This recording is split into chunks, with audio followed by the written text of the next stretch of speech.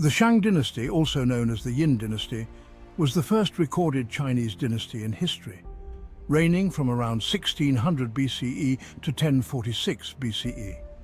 Its rise marked a turning point in the development of early Chinese civilization. The Shang Dynasty was a time of major advancements in bronze technology, writing, governance, and military organization. With its heartland along the Yellow River, this dynasty laid the foundation for Chinese political and social structures that would continue for millennia. From their capital cities, the Shang rulers expanded their control over vast territories through a combination of military strength, religious authority, and diplomacy. The Shang left behind not only tangible remnants of their civilization, such as bronze artifacts and oracle bones, but also a deep cultural legacy. Let's explore how the Shang dynasty rose to power, flourished during its golden age, and eventually fell, leaving an indelible mark on the course of Chinese history. The origins of the Shang dynasty can be traced back to the Yellow River basin, an area often referred to as the cradle of Chinese civilization. The early Shang people were primarily farmers and hunters, but over time they developed increasingly complex social and political structures. The fertile plains of the Yellow River provided the ideal environment for agriculture, allowing the Shang people to cultivate millet, wheat and rice.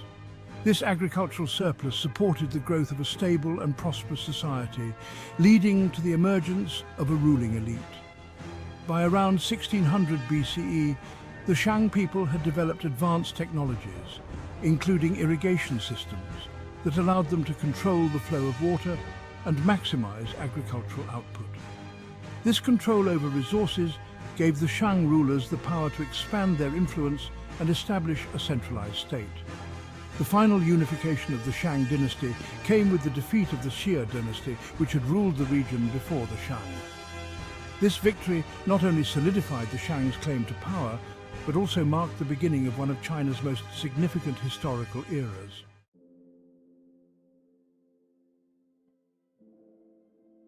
The Yellow River, known as the Mother River of China, played a crucial role in the rise of the Shang dynasty.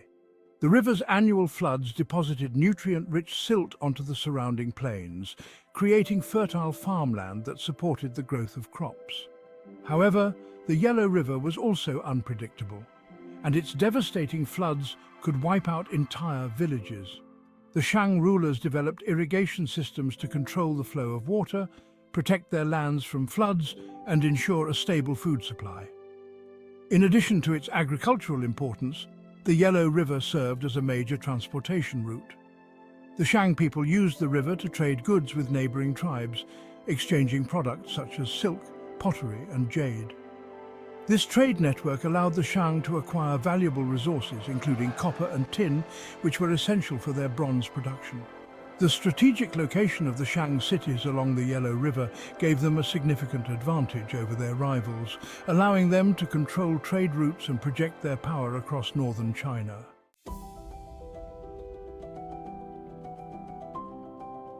One of the most important factors in the rise of the Shang dynasty was their mastery of bronze technology. The Shang people were among the first in China to develop large-scale bronze production, and their skills in casting bronze tools, weapons and ritual vessels set them apart from other early Chinese cultures. Bronze was a symbol of power and prestige in Shang society, and it played a central role in both warfare and religious practices. The process of bronze casting involved the smelting of copper and tin, which were often sourced from distant regions. The Shang rulers maintained strict control over the production of bronze, ensuring that only the elite had access to bronze weapons and ritual vessels. These bronze artifacts were not only practical tools, but also symbols of the Shang's divine right to rule. The ability to produce bronze on a large scale allowed the Shang to equip their armies with superior weapons, giving them a distinct advantage in battle.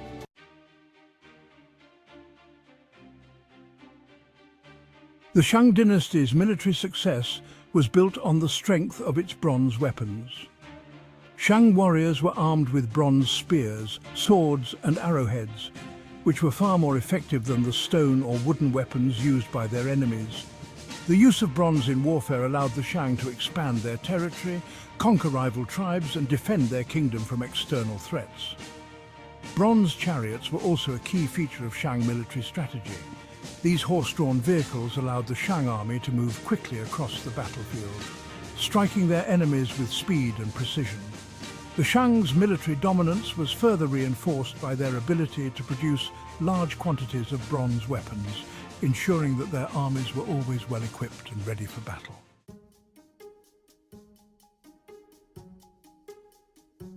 Shang society was highly hierarchical, with a clear division between the ruling elite and the common people. At the top of the social structure was the king, who held both religious and political authority. The king was seen as the intermediary between the human world and the divine, responsible for performing rituals to ensure the favor of the gods and ancestors. Beneath the king was a noble class of aristocrats, who managed the day-to-day administration of the kingdom and governed the various city-states under Shang control. The aristocracy played a key role in maintaining the Shang king's power. These nobles were responsible for collecting taxes, raising armies, and overseeing the construction of public works such as roads and canals. In return for their loyalty, the nobles were granted large estates, which were worked by peasants and slaves. The peasants, who made up the majority of the population, were primarily engaged in agriculture, producing the food that sustained the kingdom. Although they were at the bottom of the social hierarchy, the peasants were vital to the functioning of Shang society.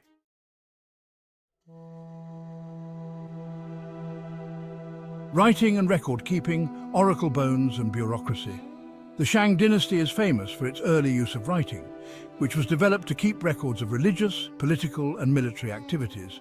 The Shang people carved inscriptions onto oracle bones, which were used to predict the future and seek guidance from the ancestors. These bones, often made from the shoulder blades of oxen or the shells of turtles, were heated until they cracked. The cracks were then interpreted by diviners who inscribed the king's questions and the answers they received onto the bones. The oracle bone script is the earliest known form of Chinese writing and is the direct ancestor of modern Chinese characters. The development of writing allowed the Shang rulers to maintain detailed records of state affairs, including taxes, land ownership, and military campaigns. This system of record-keeping was essential for the administration of the Shang state, helping to ensure the efficient collection of resources and the smooth operation of the government.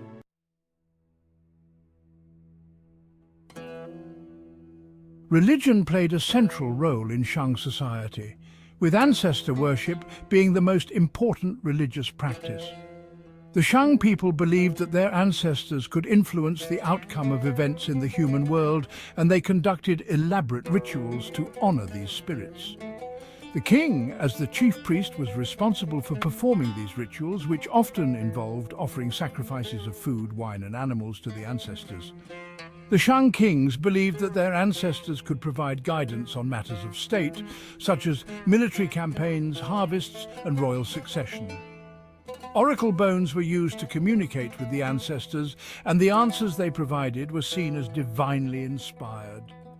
These rituals not only reinforced the king's authority, but also strengthened the connection between the human and spiritual worlds, ensuring the prosperity and stability of the kingdom.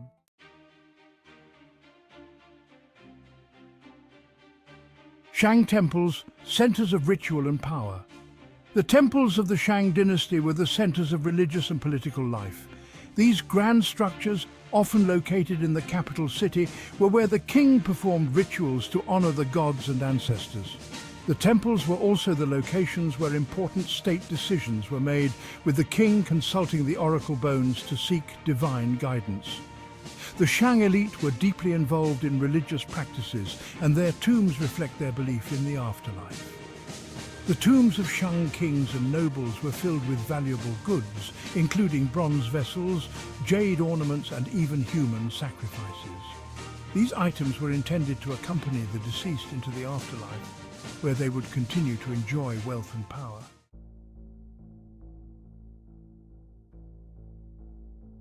The fall of the Shang dynasty's downfall.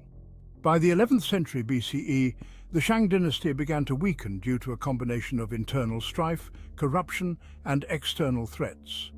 The last Shang kings were known for their cruelty and extravagance, which led to widespread dissatisfaction among the population.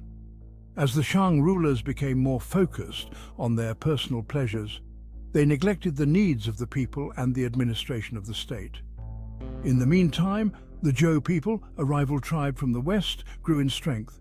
Under the leadership of King Wen and his son King Wu, the Zhou launched a series of military campaigns against the Shang.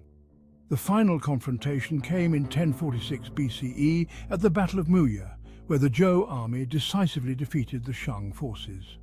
The last Shang king, Di Xin, is said to have committed suicide, bringing an end to the dynasty.